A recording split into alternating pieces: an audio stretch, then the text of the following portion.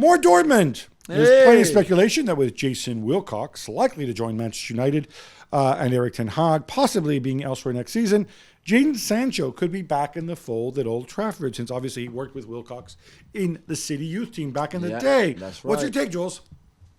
I mean, if you bring him back, it has to be in an environment where he can shine again. Meaning no Ten Hag there. Well, no Ten Hag to start with. Don't go and send him train with the under 21s or something like that, because there's a player in there for sure. We know it. We can see it with Dortmund. Maybe not consistently enough, but at times Wilcox knows him really well. Whoever is the manager coming, if Ten Hag is not there, I think if Ten Hag stays, there's no way back. I don't think they would want to work. But with Rashford. But Rashford, Garnacho. Yeah, but that's also the problem. So, and they will need money. They will need to, I think, maybe to sell him for that reason. So it'd be very interesting to see. And I'm not sure he wants to go back anywhere, maybe. I don't know who's going to give you serious money for Jadon Sancho unless he takes a huge pay cut. You have to take your cut. Chelsea destroyed Everton on Monday night, Gab, winning 6-0, and Cole Palmer scored 4 goals. Gab, you were there.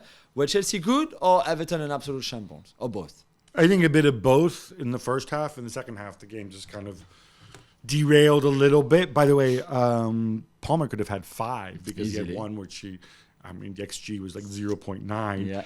It's amazing. Palmer has scored 20 Premier League goals this season. He's level with Haaland. Watkins one behind. And then you've got Isak, Salah, and my man Dominic Solanke, another former Chelsea striker on 17. Yeah, Everton were really bad. They were disappointing. Everything went wrong for them. Chelsea's patterns of play actually worked. There was no Enzo Fernandez. No. Wonder if the two things are somehow related. Don't know.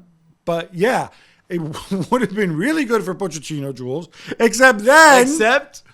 Man, he was furious after the game with Nico Jackson and Noni Madueke. Now, if you haven't seen this, go check it out. It's on the internet. They squabbled over who would take that penalty in the second half, despite the fact that Cole Palmer, neither one of these two mopes is a designated penalty taker. It looked so bad, stealing the ball from each other. Pushing each other. Like, listen, what I don't understand, because Madueke is the first one, to be fair, to take the ball. The foul is not even on him. The foul is on Palmer first, and then goes on to him. He's also down. He takes the ball saying, no, and you can read on his lips, say, I'm taking this. Palmer is staying away from it. Nico Jackson comes in and said to Madueke, no, give it to me. I'll take it. It's just like, listen, there is a guy that you've all been told he takes the penalty, even if he scored 10 goals already before, unless he's ready to give it to you, and that comes from Cole Palmer himself. If not, it's his. This is his. I mean, Sterling tried before, and Enzo had to come and say, like, come on, he's the penalty taker, he's designated.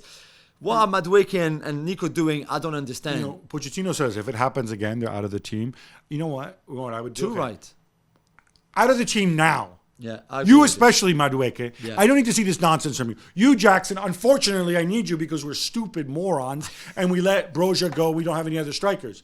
But seriously, no, you have to take a stand. It has got to be. I know. And did you notice that Gallagher who's the captain on the day, only gets involved at the end after Thiago Silva walks the length of the pitch coming over?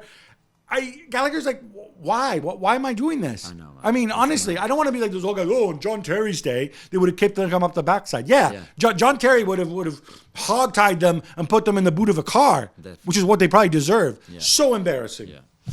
And more Everton as well, Gabi. They filed their appeal over that second point deduction of 2 points that came a few days ago.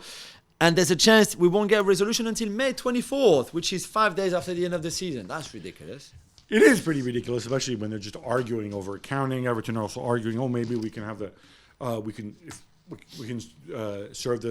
take one of the points and be penalized, start next season at -1. Dude, worry about staying up before you worry about those things. It's going to be very, very weird this year, but that's the way it is. People got to get used to it.